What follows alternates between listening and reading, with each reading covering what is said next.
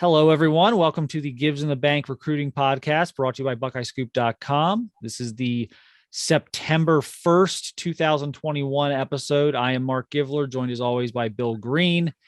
We're going to probably get to some Ohio State recruiting stuff here at the very end, maybe talk about a couple of guys, but huge topic right now. This has gone national, and it's funny because you always wish we could show people the group texts and the things we've been doing behind the scenes the last few days on this, starting on Friday. But this whole Bishop Sycamore ESPN national television scandal has really caught on. There's stories, all the national media is covering this at this point. I'm going to try and give everyone the cliffs real quick, and then I'm going to throw it to Bill here in a minute. So Bishop Sycamore is at best an online school that does not have a brick and mortar location. They're based out of Columbus, Ohio, obviously. And there's a lot of debate. Maybe it's not even much of a debate anymore about whether there's even any schooling going on here, but they've got a football team and they have this huge national schedule that they've played the last couple of years. And they roped ESPN into putting them on national television against IMG Academy, the most talented program in America. And ever since then, all sorts of unsavory things have been kind of coming out about Bishop Sycamore and who's in charge and what's going on there and what's the real story is. But we have a very interesting perspective on this, and I'll throw it to Bill now. But Bill and I were both in Canton on Sunday afternoon to watch Bishop Sycamore versus IMG Academy. Bill, what has your reaction been to all of this? I guess, first of all, now having been there on Sunday, and kind of what was going through your mind as this was all playing out on Sunday? Well, I think we all knew it was going to be a total blowout, but I kind of fell for the narrative that IMG fell for. I met with the IMG people, the day before the game. Don Zalotti, who kind of runs the operation there, Pepper Johnson, head coach. These guys are above reproach, in my opinion. And talking, to Don Zalotti, it was like he was told that Bishop Sycamore was going to be a lot better than they were last year. They played last year. I think they played in Florida last year, though, I believe. And I think they paid for their travel and everything. And they were told that this year, they now have these 6 D1 prospects, which is, total BS. But, any school with 6 D1 prospects should be able to give IMG a decent game. You know what I mean? They're going to play Cincinnati LaSalle this week. I don't think LaSalle has 6 D1 kids on that team. They might, but that's going to give you a pretty good showing. A Hoban or Pick Central, 61 kids, you're in the game with them. Well, that turned out not to be the case. So IMG was totally duped in this. They bought the story just like ESPN did. For IMG, coming up here, they're playing LaSalle this Saturday down in Cincinnati. So they kind of figured, that they would take care of Sycamore pretty easily, be a good tune-up game, and then play LaSalle the next week, and 2 weeks in Ohio would be great, The thing is, when they travel, they only bring 44 kids. And the number 44 kid on that IMG roster is probably going to be a Division I football player, Power 5 kid. They can't put their freshmen in, or like at home, they're going to dress 80 guys. And they'll put the backup to the backup to the backups in. Well, you can't do that on the road. They only have 44 guys. And there were a couple of things that happened there that were really disturbing and sad. I live in Canton where the game was played, so I knew the referees in that game. The guys that I've known, for years, guys that I played softball and basketball against 25 years ago. And I asked them, they had the lightning strike that was still in the first quarter. Then you come back and play. You could see the game was going to be a total blowout. And I asked them, why don't you go to a running clock?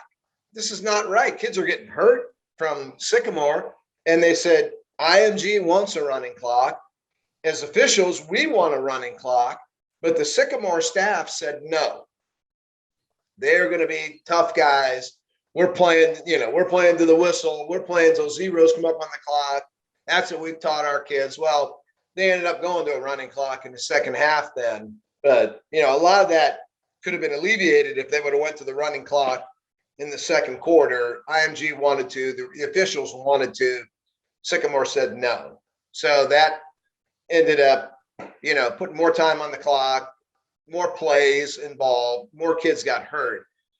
The saddest thing of all, I didn't catch it. You pointed it out, was when they took that kid that probably weighed 165 pounds, took his jersey off, and made him wear like a number 72 jersey. 73. Yep. 73. Yeah. And they made him play like O-line. Like that kid was no more equipped to block you or me, let alone IMG. And that was just, at that point, the game, the game should have been called off at that point. That was just ridiculous. And, that was sad to me to see that kid, that jersey didn't fit him. It would have fit him and his, all of his family could have fit inside that jersey. It's just sad to see. The kid was thrown to the wolves out there. How many guys got injured that day? 5, 6, 7, 8, 9, 10. I don't know. I mean, there were a lot of guys that were ice bagged and crutches and everything. And, the heck of it also is you saw them play 48 hours earlier. They were in Pittsburgh, correct? Yes, they were in Pittsburgh. That's unbelievable. And a lot of guys played in both games. They're probably going to try to deny that, but there's no way they can deny it. You saw it. Yep. So that's, you can probably go into that. Yeah. So obviously, it's funny. I text everyone on our staff. We have a group text that we go into, and I text everyone. I got to Pittsburgh on Friday, early Friday evening. I'm watching Imhotep Charter and Pittsburgh Central Catholic at 8:00. And Bishop Sycamore played Stowe Rocks before that to kind of kick that weekend classic off in Pittsburgh. And so I didn't get there right at kickoff. I got there a little bit afterwards, probably towards the middle of the game. And because I had no interest, there was no point in seeing that game. But it was shocking to me when I first found out that they were actually opening for the game I was there to see. I found out that earlier in the weekend. I kind of asked around. I said, well, they're playing IMG on Sunday in Canton. Like, what do you mean they're playing in Pittsburgh on Friday? And they're like, yeah, so I started making some calls about the game on Sunday. I'm like, did they get cold feet about playing IMG? And are they now just going to play this Pittsburgh thing out? And that's kind of what is that what happened there? And I had people tell me, no, we have no reason to believe they're not going to play on Friday, and we have no reason to believe they're not going to play on Sunday. So I get there and I'm like, okay, maybe they've, IMG has multiple teams. I don't know if everyone knows that. IMG has, they have several teams. So you will see multiple schedules for IMG where the A team, so to speak, is traveling around the country playing the powerhouses, and the B and the C teams are playing, maybe local teams in Florida or whatever it might be. So I thought, okay, does Bishop Sycamore have enough kids that they have a B team and they're going to play this thing in Pittsburgh with their B team? And so I'm there, and I noticed some of their A team kids out on the field. And then I'm told, and here's where this is going to get fascinating here in a second, because there's been a lot of national reporting on this, and Bill and I are kind of probably going to dive in a little bit more of this as well. But there's been talks about, the kids' housing situations. There's been talks about playing 2 games in 3 days. There's been talks about, how they duped ESPN into getting them onto TV, all, this, that, how they duped, the people at the Pittsburgh showcase. There's been a lot covered. And I could be mistaken here. Maybe someone has written this and I just haven't seen it yet. I've read a lot of what people have been reporting just because I'm interested in it, because I've experienced it this last week. I was probably I might be the only person that was actually at physically both games as far as like the media. The Sycamore people. Yeah. So like, I've been fascinated, like reading what people are writing about what I've kind of experienced the last week.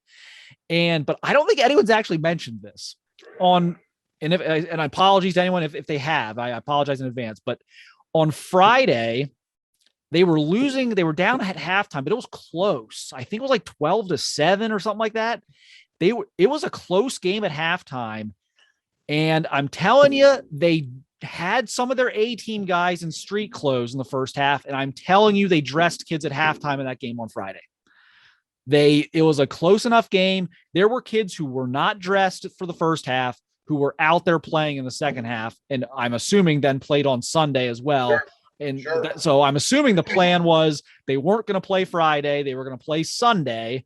And then when it looked like, oh, we might be able to win this game, we're a play or two away to win this game, all of a sudden there's these 18 kids are out there playing. I heard one kid walking off the field saying, man, I should have played that first half. If I would have played that first half, we might have won the game. The kids talking, I'm like, I have never heard of such a thing. And then Sunday, as you mentioned, I'm sitting there. You're down on the field. You're getting the field level view of things. So you would have been blocked. You were over on the IMG side. You wouldn't have been able to see this through all the crowd. I'm up a little higher shooting video, and I see them pulling a jersey off of a kid after they had two of their offensive linemen got hurt. And they pulled a jersey off a kid and they put him, who was clearly not a offensive lineman. He was clearly probably a skill kid or a line, maybe a linebacker, but he's a skinny kid. He's not a very big kid. And they put a 73 jersey on him and they throw him out there at like left tackle against Jihad Campbell. And I'm like, at that point, I'm like, they got to call this. That kid's going to get hurt. The quarterback's going to get killed. The quarterback eventually did get hurt, left the game in a sling with ice on his shoulder.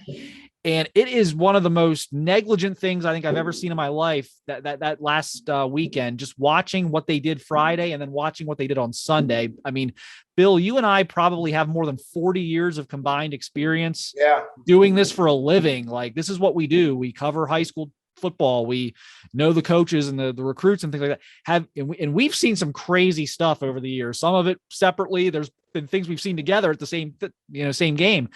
Have you ever in your life? I mean, where does this rank on the crazy scale for you? Yeah, I mean, it was bizarre, and it was kind of, I don't know, borderline amusing early, and then it became sad.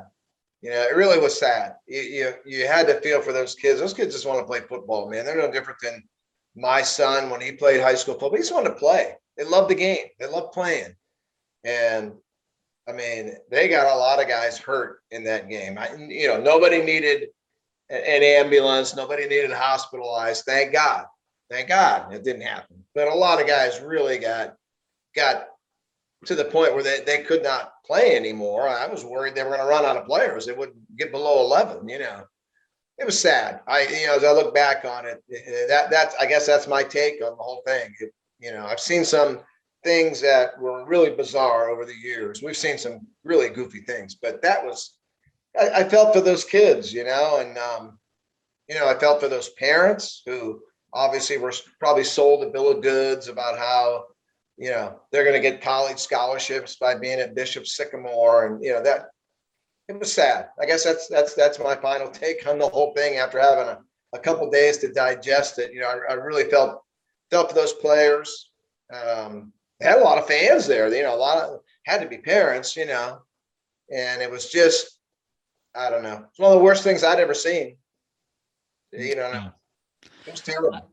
Really I started to feel guilty there on Sunday because I was, we were kind of almost joking about what happened on Friday. Yeah, you're not going to believe this. These guys put kids in the second half that weren't even dressed in the first. Like, you're not going to, and we're kind of having a laugh about it. I think I even mentioned at one point, I'm like, that's going to be the next great ESPN 30 for 30 documentary or something we were talking about. And it's like, and then by the end of the first quarter, really probably by the middle of the first, probably by the lightning delay there. Yeah. On Sunday, I'm like, this isn't funny anymore. Like this is guys are really going to get hurt out there. And guys were look, yes, like you said, no one left in an ambulance or on a stretcher or anything like that. But it looked like 3 or 4 guys were significantly injured, not just, let's be cautious here and hold them out because it's a blowout. It was like, no, there were 3 or 4 guys there on the sideline who don't look like they're going to be coming back here in the next week or two. Like it got really crazy out there. And Gosh, yeah. Like I said, the more people are writing about this, this is, ESPN and The Athletic, all these national organizations are writing about this now. And it's just surreal. Again, having watched them in Pittsburgh on Friday and watched them on Sunday, I probably should have seen all this coming, but it's still just so surreal to see this has taken on kind of a life of its own, and to see how they kind of, were able to sell ESPN on doing this. Man, it is, I don't know. I believe DeMatha has already canceled their game with them later. They've had three. I think three now. Wow. Okay. I think with St. Edward, I think they were supposed to play. I think they've canceled on them. I think there's 3 teams have now canceled. And I'll be surprised if they play another game this year or ever. This could be the end of the Bishop Sycamore experience. This could be the final straw that nobody wants anything to do with them anymore. And again, I agree. I think guilty was a really good word, because I went home that night and, we did our interviews with the IMG kids and wrote a summary and everything. And I felt like dirty, like I was involved in something that I shouldn't have been involved in almost. It really was, it was sad, and, and I kept thinking of these kids, and, those kids played their tails off. You know what I mean? Oh, they were excited to go out there. They were, yeah. You can laugh about them. You can say whatever you want about them. Those kids were there to play football. They played their tails off. Their parents and, brothers and sisters or girlfriends, whoever, cheered. They, it was, and as it wore on throughout the evening, I just had a horrible feeling. And guilt probably is the feeling, like, shouldn't have been laughing about that, and really the laughter came before the guys started getting hurt. Right. And when those guys started coming off the field, it wasn't so funny anymore. Yeah. So, yeah, it was the worst thing I'd ever seen. I have to, Yeah. I mean, we were kind of chuckling about before the game, but it wasn't so much like a ha-ha funny as much as it was like a ha-ha ridiculous. Like, can you believe this? Yeah. Like it was just like, and then like I said, as it wore on, it went from disbelief to, oh, this is like pure like negligence, that this is like being allowed to continue. Yeah. Like this is. And I had believed, the narrative as well, because IMG really believed that this team was going to be better than what they were last year. And, they bought the 6 D1 kids on the roster, and I did too. I was kind of looking forward to seeing them, and man, you could tell after, maybe one series on offense and one series on defense, you could see we were duped. We were lied to here. This is a sham, And if the kids wouldn't have got hurt, then you think, it was a butt whipping. We've seen them before, and no big deal. But the way the injuries happen, and it's a miracle, that nobody left that field in an ambulance. I was there on that field 20 some years ago and watched Brian Hartline break his leg the first game of his senior year, and that was gruesome. And I'm stunned that something like that didn't happen in this game. Yeah. So I think it was terrible. It was a disgrace, but it could have been a lot worse, Mark. You know what I mean? It could have been a lot worse.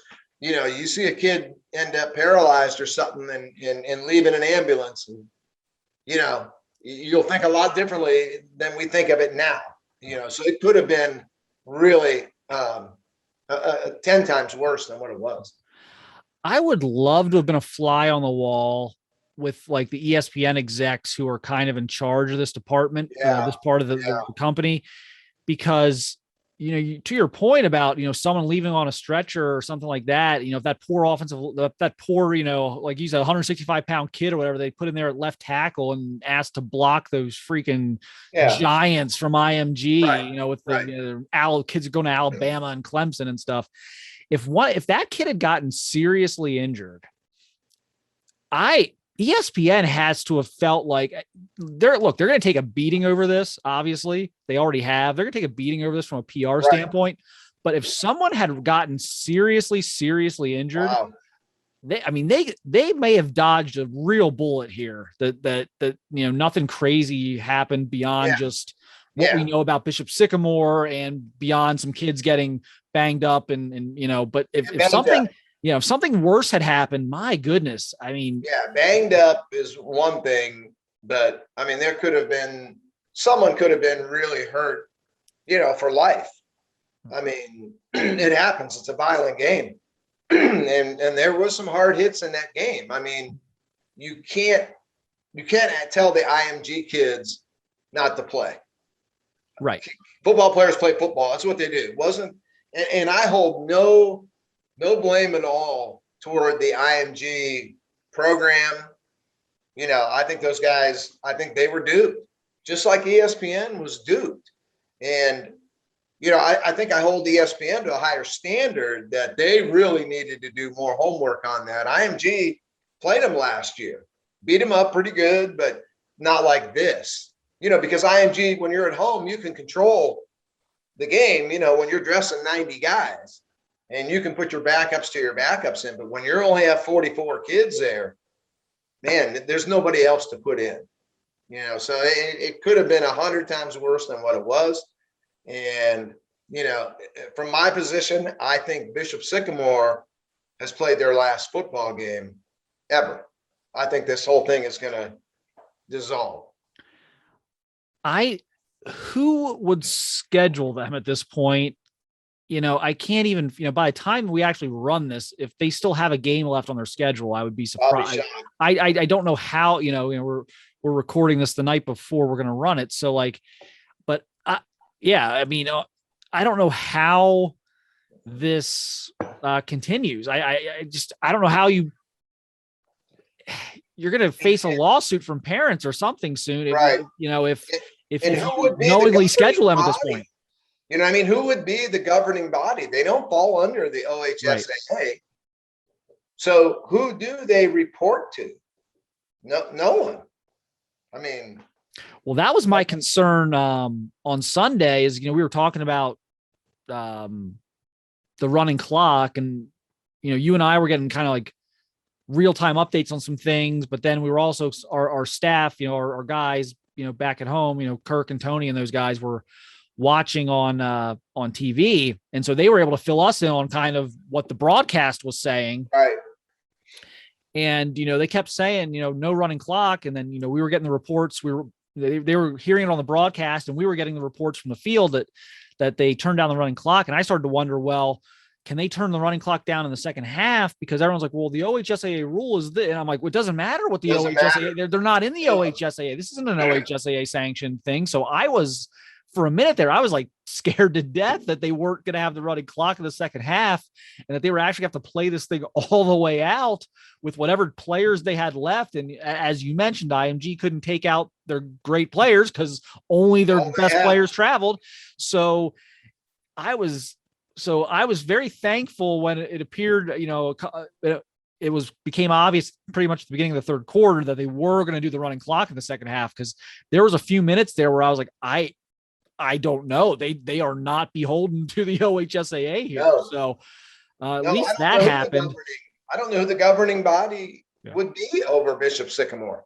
They've got kids out there that obviously are too old to play. It's just, I don't know where the supervision comes from there. And like I say, I'll be stunned if there's still a Bishop Sycamore going forward. You can't have a team if you have no opponents. Right. And I don't know who would possibly play them with all the scrutiny you're going to get. The backlash. Yeah, you don't want any part of that. It'd be such a circus. I mean, it would just be such a circus on top of everything else that we've learned about them here. But it just like, I keep going back to Friday and the red flags that I saw on Friday. Like I said, I'm in the group. I'm texting all you guys on all of our staff. I'm texting them. I'm like, you're not going to believe what I'm hearing and seeing right now out here in Pittsburgh as I'm getting ready to watch Inai White play against Pittsburgh Central Catholic. I'm just like, you're not going to believe this. Like the helmets didn't look like they matched. Like they're different color face masks. They looked like they were different color pants, like not different color, but different, like the pants weren't perfectly matched. They brought their black home jerseys. and the team Stowe Rocks had black jerseys. There was like a slight difference in the numbers. I think one was like a gray number and one was like a white number, or else it looked like they were all on the same team out there. It was insane. Talk about a safety issue. You got 22 kids out there almost essentially wearing the same jersey. You don't know who's on your team and who's not. It's you might take some friendly fire because you can't even tell who's who out there. And then I see kids who are in street clothes popping up on the field in the second half. I hear kids coming off the field at the end of the game, kind of mad and disgusted that, man, I should have played in the first half. And I'm like, well, no, you shouldn't have been playing at all tonight if you're going to play on Sunday. What are we doing? It was surreal. And like I said, all the red flags were there on Friday that something like what we have now seen on Sunday and moving forward was going to happen. And like I said, it's just surreal for me to kind of see this. Like I said, I wasn't ignorant of the situation going into the day on Sunday. I already knew that something weird was going to happen on Sunday because what I saw on Friday, and we're not watching the broadcast and we're not reading and hearing, like we're actually there watching this. It just was surreal to me. I'll never forget this weekend. I really won't. No. And again, I mean, I think it's something that we probably will laugh about someday, someday soon, everybody got out of that okay, but my gosh, the potential was there to have a tragedy. The potential was there for a real tragedy, and I'm thankful. Guys got bumped up, bruised up, nicked up. But boy, I don't think anybody had their future altered, and that could have happened. Yeah, I don't think anyone suffered. Right. Yeah. Very fortunate. I don't think it doesn't appear that anyone suffered any type of long-term injury that would, that would alter their. Now we get into the next thing though, in terms of altering the future. What about altering the future of these guys' lives? I mean, I'm reading stuff about unpaid hotel bills that these kids were like put up in a hotel for months. And then the hotel was paid with a check, which, who takes checks anymore, but was paid and it bounced and these kids were evicted. Their kids sleeping on the floor. The kids were left to fend. Like I read a story that the kids were left to fend for themselves essentially in terms of like keeping the apartments or the hotel rooms stored with food. I mean, we've heard some wild, like unsavory, like recruiting stories, kids living in other districts, kids getting, apartments, kids, this, that, and the other. We've heard a lot of stuff like that. This went from like shady recruiting, win at all costs to like humanitarian crisis almost. These kids are left to fend for themselves. And I saw some comments from a guy that we know. Someone got a hold of Ray Holtzclaw. Yeah. We covered these kids, Dakota and Judah, great family. Ray's about as honorable a person as you could find. And he detailed in somebody's interview with him, he detailed his experience with Bishop Sycamore, and it was chilling. And Ray Holtzclaw would not, he's above reproach. Anything he says, I'm going to believe. I know him. And man, just like I say, I think Bishop Sycamore will be no more after this. And I hope they're not. I mean, but you feel for the kids. You feel for those kids. I mean, those kids have a dream no different than the IMG kids have a dream. And they were sold a bill of goods. Yeah. And that's sad. Yeah. Very sad. Yeah. And, I had kind of been hearing about, this IMG of the Midwest, because they were under the COF Academy a few years ago. And it was explained to me at one point that, they were trying to clear out some land over by Easton on the east side of Columbus, and they were going to build this huge facility. And then like the funding fell through and there's lawsuits, I guess right now. I'm not, we don't have enough time to really get into all that like in depth, but so I had kind of heard that background. And then the plug apparently was pulled on all that at some point. They reemerged as Bishop Sycamore. They still, again, I live here in Columbus, and I never even, I would even ask people that were kind of involved with the where's the school? And no one could ever answer that. So like, I was like, this is just, so there was a lot of red flags here, obviously. So I'm not surprised as maybe I should be that it got to the point it got. But you still just, there's certain things you hear that are just so crazy that even if deep in your gut and in your heart, you kind of know that that's probably true, you still can't quite bring yourself to believe that something that outrageous is true. And that's kind of, I think, where I was, but wow. Crazy. So, all right. We saw hard to, I don't know how we change gears after that, but we will, we are going to update a few things here on the Ohio State recruiting front. All craziness aside there on Sunday, how good was Carnell Tate?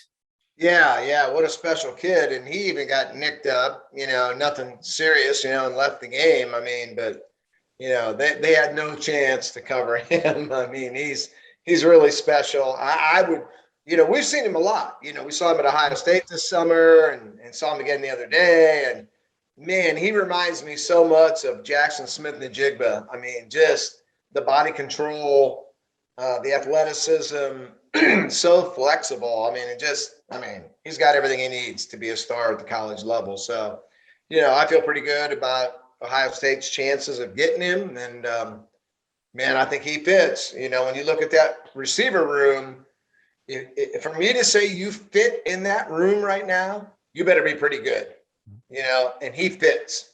That's the greatest wide receiver room I've ever seen at Ohio State, and they've had some good ones. I mean, this room compares to the, Jerry Jeudy, Devontae Smith, Henry Ruggs, that group. I think it compares very favorably, and I think we're going to see, numerous high draft picks out of this group. And I think Carnell Tate, man, he'll walk right in and he'll fit in just fine with that room. Yeah. It's cool. It's always nice when you can see a kid at camp in June and then you get a chance to go see him like 3 months later in pads, and you get those back-to-back evaluations in two very different settings, but they're close enough together that, it's just a really nice way to get an accurate, I think, picture of what a kid is. And certainly you see the athleticism at camp and everything like that. So I knew he was athletic. The toughness, that second touchdown. Yeah. I think four guys hit him. He ran, one of them like kind of bounced off, and then he ran through three guys to get into the end zone there. Yeah. And he's not a physically imposing kid. Like he's got good height, good length, good frame, but he's skinny. I mean, he's 15, 20 pounds away from what he's going to be at Ohio State, at least. Yeah. And so the violence and the physicality he ran with when he gets a little bit of more muscle on him, that's a tough kid. He's not just a finesse guy. He's a tough kid. I was really impressed. No doubt. Yeah. Special talent. Yeah. I agree. I think he is about a top 50 guy right now. And I think that's perfectly fair. Some other guys there, Stacey Gage, we got a little bit of glimpse of him, kind of a hard setting, the way that whole Bishop Sycamore setup was, but we know he had 100 yards and 2 touchdowns against American Heritage, who we know is a real football program. Oh yeah. And so he's doing really well right now. I thought, Katron Allen's their starter. He's the senior. Gage is just a sophomore that Ohio State offered last week. So there's still, there's a 2-year gap there. So Allen's their guy this year. Gage will be the spot guy. I liked Gage more. I thought Gage had more juice to him. I thought he's a little more explosive. I thought he was quicker. I think he's going to be a really good one down the road. I don't know what you saw, but I looking at what I saw, I think he's probably a better long-term prospect than Allen is. Yeah, I thought so too. I think Katron Allen is just a tough, hard-nosed, physical inside runner. I don't know about the speed, the breakaway speed, or the wiggle in the hole, to be able to make somebody miss. And, those holes in college are not going to be like what he's getting at IMG. So I thought he was a good player. I really like him. I like Katron Allen. I mean, just a bad dude. You know, that's a guy you can give the ball to on 3rd and 2, and he's going to find a way to get those 2 yards for you.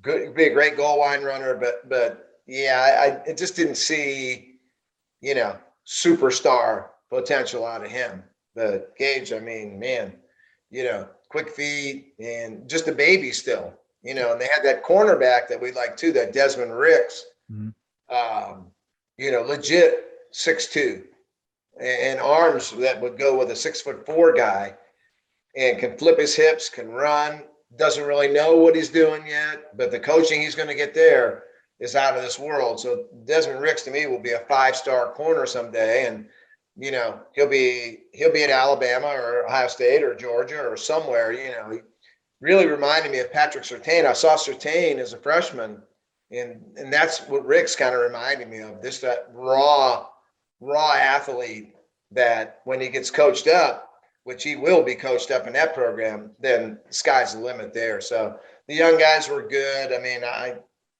mean, you could really list 25 guys on the IMG team and just do evaluations on all of them. And I think I listed probably 15 or 20 in my report. And then when I did it, I thought, I should have mentioned this guy. I should have mentioned this guy.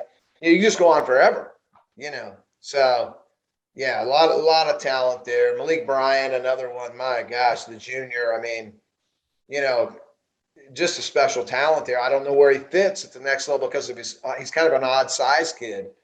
That 6'2", 240, you know, I don't know what he's something, you know, and I'll take him on my team and I'll figure out where to play him, because he's just a relentless pass rusher. You know, I don't know if he stays at linebacker or if he's a DN. He's something. He'll be somewhere for somebody. So, but a lot of talent. It was great to watch. That aspect of it was great, seeing those kids, you know. Yeah, you know, it's probably too early to start really talking about like where Stacey Gage is going to go. I mean, he's going to have all the offers, and you know, he likes Zeke Elliott, which will keep Ohio State, I think, in the picture for him, and you just kind of see where it goes from there. But with the other 2 guys who kind of mentioned, they're like, you know, obviously Carnell Tate has the October 8th decision date. He's got a top 10 right now, which, you know, we think it's 2. Right. I agree. I agree. It's 2. It's Ohio State or Notre Dame, but he's going to narrow it to 5 between now and October 8th. He's kind of doing this backward. I'm like, Carnell, you're kind of doing this backwards, man. You go from 10 to 5 and then to 2, and then you announce, you know, then you have an announcement date. You don't announce the decision date and then start narrowing your list, but that's fine. You know, do it however you want. But you know, how do you think, you know, with Ohio State, Notre Dame, you know, I believe maybe a Notre Dame visit there before the decision. Yeah, before he announces. Yes. So anything to worry about there, in your opinion, or, you know, kind of? I mean, you're always concerned. I mean, I just think, you know, I talked to him at camp. I talked to his dad at camp. They're Chicago people, you know, so Notre Dame, there's an appeal there, but you know, I think Hartline's going to win this one. I really do. And, you know, Carnell has already said that he has made his decision. He hasn't told anyone yet, but he said he knows where he's going. And I think I know where he's going too. I feel pretty good that I think he's going to announce for Ohio State. I agree. I think that's going to be the pick. You know, if you just picked Brian Hartline in these things, you'd be right about 90% of the time right now. I mean, the amount of guys he's actually missed on is he'll miss on like 1 guy a cycle, maybe 2. And, you know, which it's like, oh, well, he's missing on 1 or 2, but it's like, he's recruiting like the 5 or 6 best receivers in the country every year. And he's only like missing on like 1 or 2 of them. He's getting the other 4. Miss Brandon Ennis. They wanted Brandon Ennis really bad. And I get why, you know, I really like Brandon a lot too. So there's a miss there. Like you say, Brandon Ennis, some people think is the best wide receiver in America, you know. Last year, the Troy Stellato deal, technically, I guess you'd call it a miss. There was just no way Troy Stellato was coming to compete with Harrison and Buca and Ballard and then Smith and Jigba and Julian Fleming ahead of him. There was no chance Troy Stellato won any part of that. And, you know, it's going to go to Clemson. He could end up having a great career there, but he's not going to face what he would have faced at Ohio State at Clemson. And, my guys down there in Florida, they know pretty much what's going on. And they had told me that, there was no way Troy was going to go to Ohio State and fight that room. So technically not a miss to me, but Hartline's recruiting. I mean, if you want to call him the best recruiter in America, I'm not going to argue with you. He's definitely up there. I mean, he just, it's just how quickly he's taken to it is kind of staggering too. I mean, a lot of these guys come from the NFL. They're not always the best recruiters just because it's just different coming, especially when you're that closely removed from being, an NFL guy and, you're kind of used to like maybe other people kind of coddling you and, and it's just like, I'm not going to, I've made millions of dollars. I've played in the NFL. I don't need to suck up to this teenager, it just like, but he has really taken to recruiting. He's definitely one of the rising stars of assistant coaches in college football right now. I mean, there's no question. And it's always one of those things. And I think an underrated thing about him, I think, Larry Johnson's done such an amazing job with building relationships with defensive line prospects and getting guys like, JT Tuimoloau, but Brian Hartline set the table for that one. Yes. Recruiting at Buckeye. Yeah. And G. Scott. G. Scott, yeah, exactly. Yeah. So he was the first one to get out at the high school, Washington. Yeah, and at the high school and at the state. And what impressed me about that with him is there are coaches out there who get tunnel vision and they only concern themselves with like their guys. Yeah. So if I'm a quarterbacks coach and I go to a high school, I'm only worried about the quarterback I'm there to see. I don't even, I don't care if they have a 5-star defensive lineman or a 5-star receiver. And, the teamwork he showed there of like, hey, I don't know how involved I'm going to be the entire way with this kid, but let me help my teammate here, Larry Johnson, get a good head start. I'm here. This kid's here. I've got a relationship now with the coaching staff, with one of his teammates as well, with parents there. Let me, get the ball rolling in the right direction for my guy here to kind of pick things up and run with it. And without him doing that, I mean, who knows? I mean, that, but he got Ohio State off to a great start there. So I think that's kind of an underrated part of him. I think everyone just looks at the receivers he lands. I'm like, well, he's really helped them on some other guys just by doing his job, I guess. But so yeah, he's definitely you bet that Brian Hartline's going to get a kid. You're going to be right more often than not. So I like Ohio State for Carnell Tate right now, and you dodge that visit at the end and see what happens. Malik Bryant. I'll let you, I don't want to take up all the air here. What do you think about Malik Bryant right now? Is that feasible for Ohio State, or, kind of where do you have that? Yeah, I mean, feasible, but, not the leader.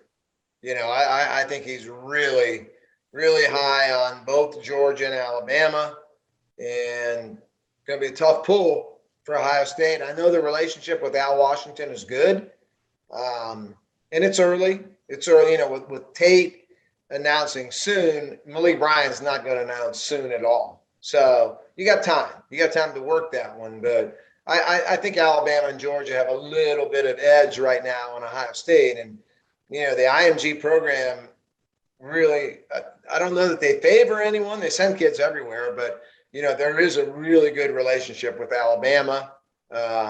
So we'll see what happens there. Like I said, I think we're going to be talking about Malik Bryant for a long time as an open recruit, not a committed recruit.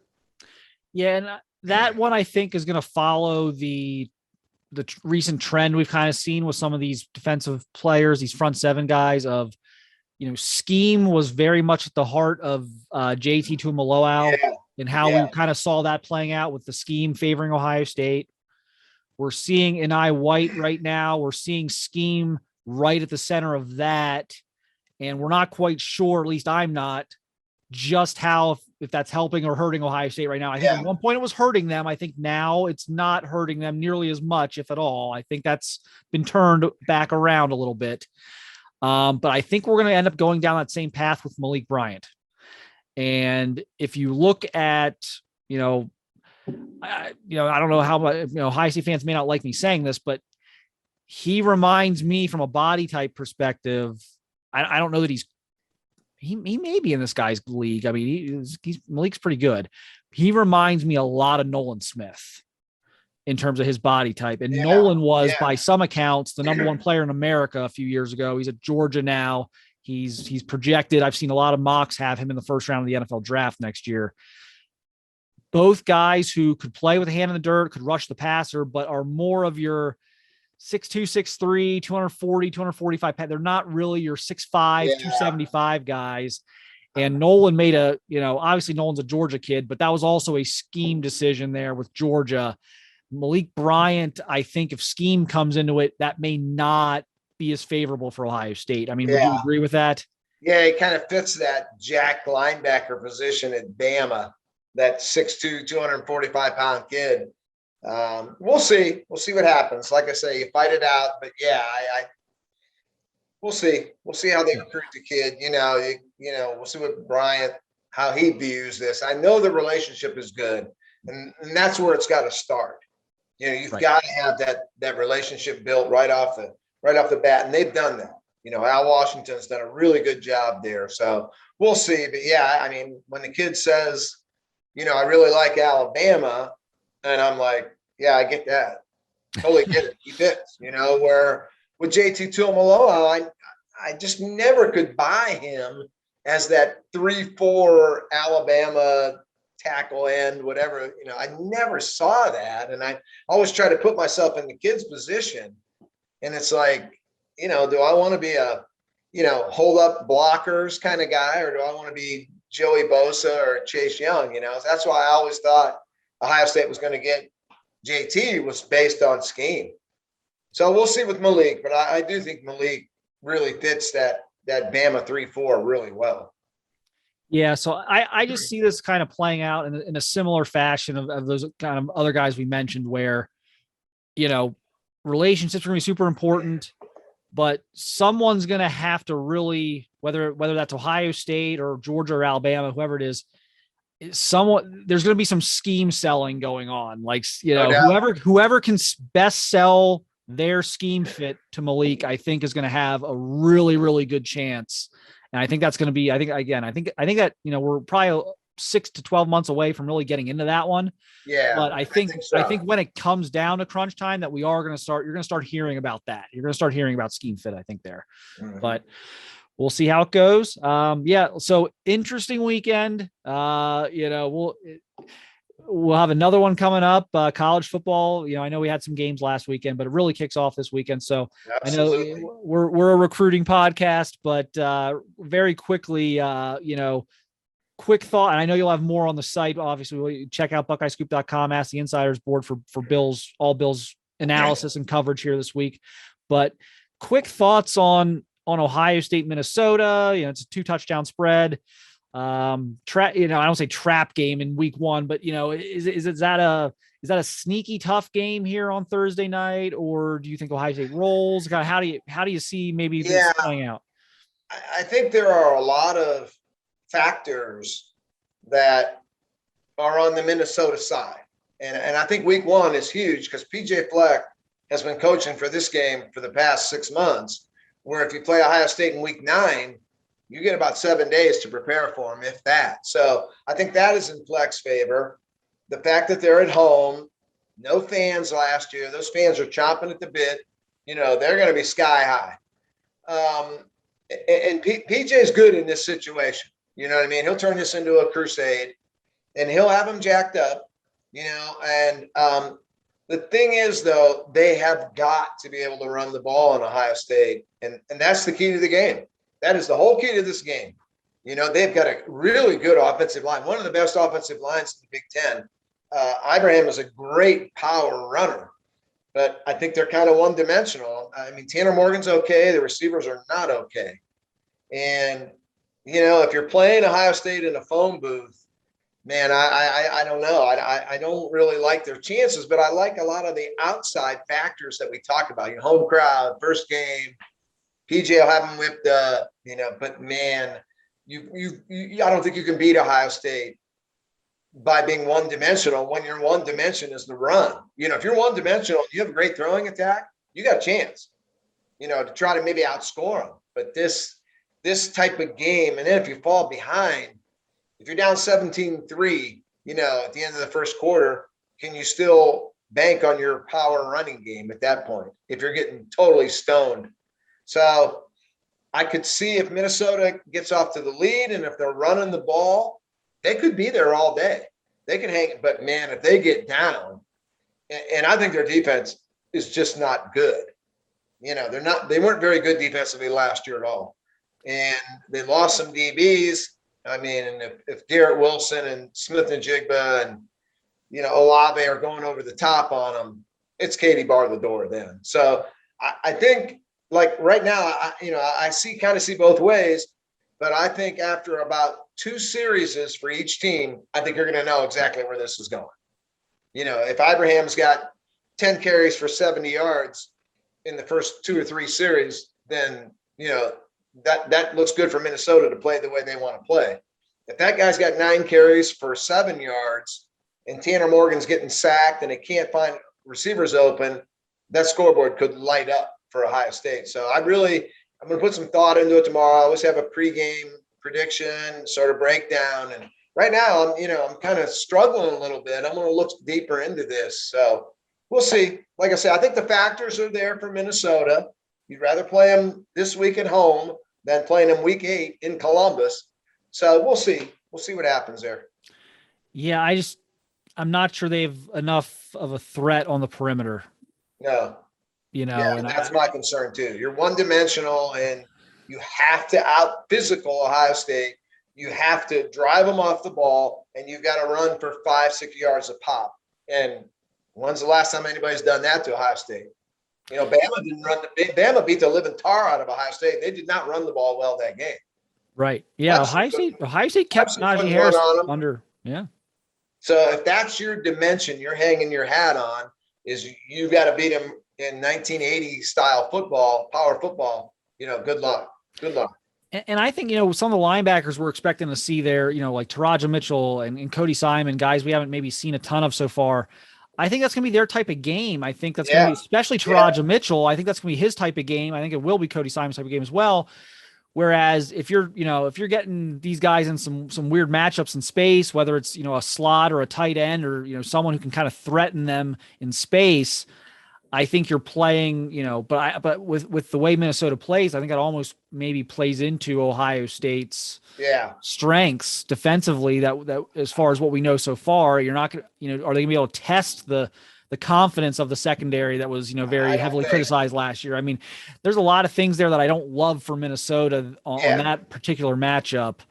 But I do agree with you. I do like PJ Fleck in the it's us against the world scenarios. He can get the guys fired up. He can get the narrative going. Nobody's gonna, no one's gonna expect us to win. Everyone's gonna, I'm sure he's got newspaper clips and tweets and everything else out to be fired up for these guys. And he is a master motivator.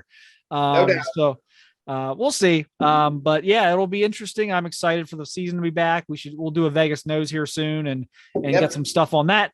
But I hope everyone enjoyed this episode. I said it was a fascinating weekend covering this Bishop Sycamore scandal and just, obviously got to see some other guys as well, some recruits and targets and get some updates there. So check out BuckeyeScoop.com for all of our pregame coverage and postgame coverage of the Minnesota game, for the recruiting updates that we still have coming. And we will catch you guys next time.